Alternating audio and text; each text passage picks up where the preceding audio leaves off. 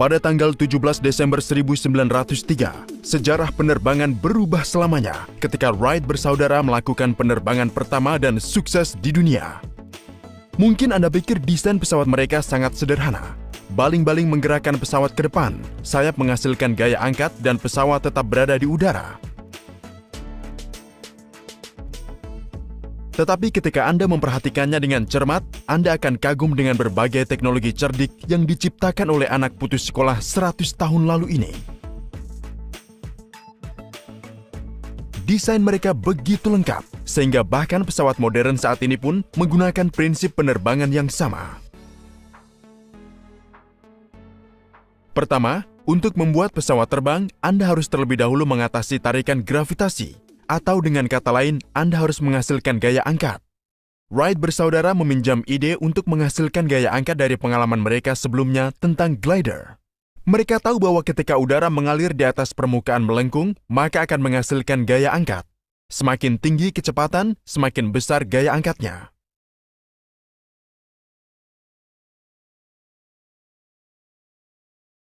Peningkatan sudut serang juga meningkatkan gaya angkat.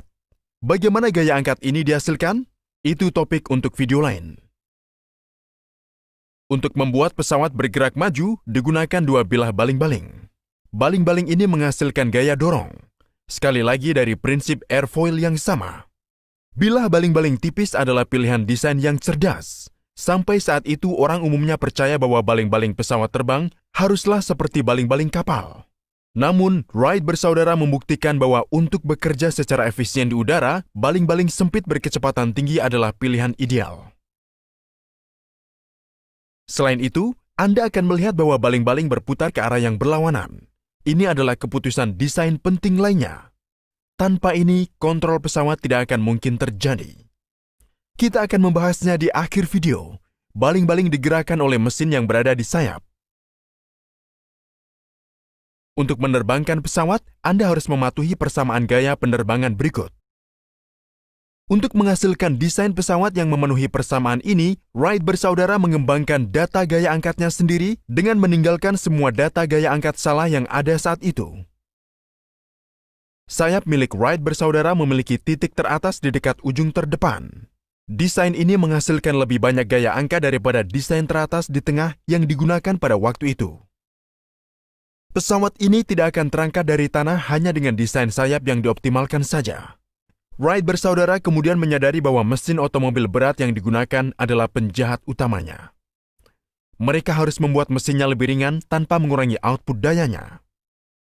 Hanya mesin kuat yang bisa memberikan kecepatan yang baik bagi pesawat. Seperti yang dijelaskan sebelumnya, semakin tinggi kecepatan, semakin besar gaya angkatnya.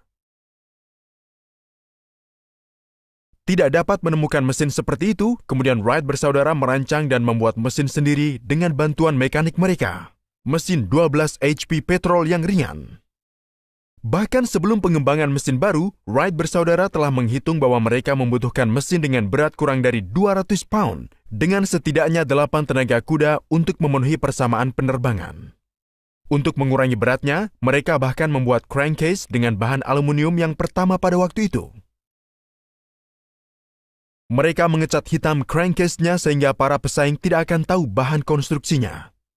Anda bisa melihat detail mekanisme rantai dan sproket yang digunakan untuk mentransfer daya dari mesin ke bilah baling-baling.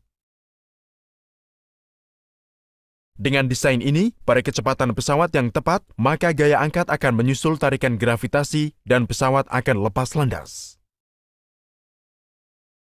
Apakah Anda melihat ada rel dalam tampilan ini? Itu adalah keputusan desain cerdas Wright bersaudara lainnya. Mereka tahu bahwa tidak mungkin mendapatkan kecepatan pesawat yang bagus di medan berpasir. Jadi, mereka menggunakan pengaturan lintasan rel sepanjang 60 kaki untuk kelancaran lepas landas. Inovasi utama Wright bersaudara adalah pengembangan kontrol penerbangan yang berhasil. Kecelakaan pesawat adalah masalah umum pada masa itu dan tidak ada yang tahu bagaimana cara mengendalikannya. Agar penerbangan berhasil dikendalikan, Wright bersaudara harus mengendalikan pesawat mereka dalam 3 sumbu: pitch, roll, dan yaw. mereka kembali mengandalkan prinsip airfoil untuk menyelesaikan tugas ini. Untuk melakukan pitch pada pesawat, Wright Flyer memiliki pengaturan elevator di bagian depan. Anda bisa melihat bahwa dengan menggerakkan tuas ini, mekanisme tali mengubah sudut elevator. Jika elevator diputar, akan ada gaya angkat ke atas sesuai prinsip airfoil. Torsi yang dihasilkan oleh gaya angkat ini bisa mendorong seluruh pesawat ke atas, seperti yang ditunjukkan. Untuk mendorong hidung pesawat ke bawah, mereka hanya perlu melakukan hal yang sebaliknya. Di pesawat modern, elevator dipasang di bagian belakang. Untuk melakukan roll pesawat, Wilbur Wright punya ide bagus, sayap melengkung. Jelas bahwa dengan melengkungkan sayap, satu ujung sudut serangan akan positif dan ujung lainnya akan negatif. Ini jelas akan membuat diferensial gaya angkat dan pesawat akan melakukan roll. Untuk memahami bagaimana Wright bersaudara bisa membuat sayapnya melengkung, mari kita lihat animasi ini. Pilot mengendalikan cradle menggunakan pinggulnya, yang juga akan mengontrol dua kabel terpisah yang terpasang. Gerakan kabel membuat sayap melengkung melalui mekanisme pintar. Ini adalah mekanisme yang brilian. Kita akan membutuhkan video khusus untuk memahami detailnya. Dalam pesawat modern, aileron digunakan untuk menghasilkan diferensial gaya angkat.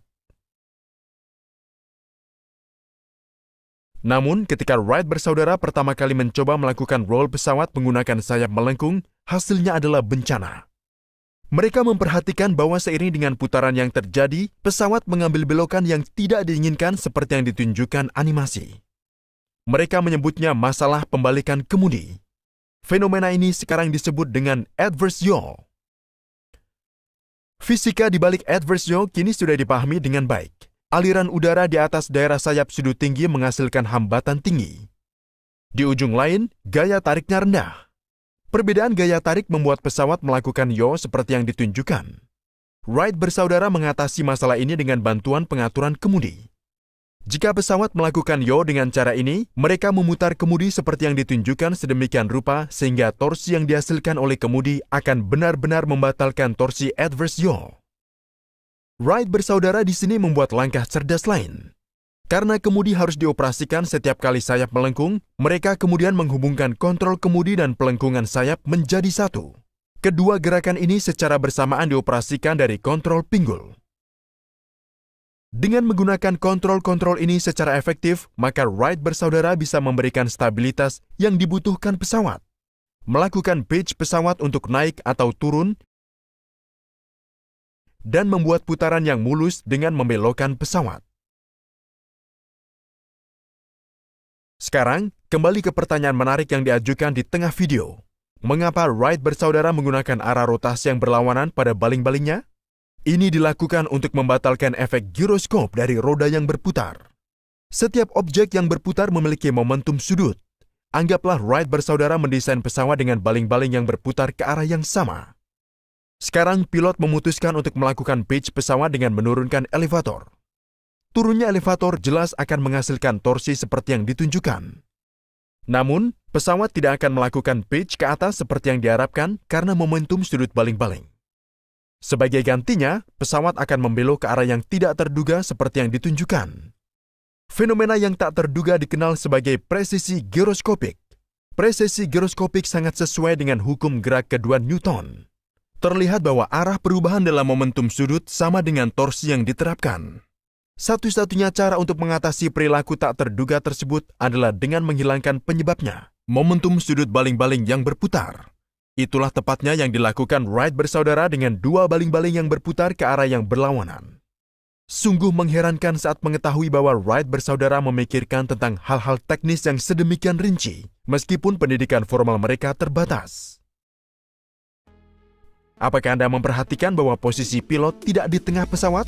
Tolong dukung kami dengan mengklik tombol bantuan jika Anda kagum dengan prestasi teknik luar biasa yang dicapai oleh Wright bersaudara.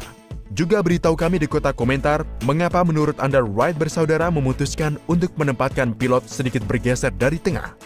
Terima kasih.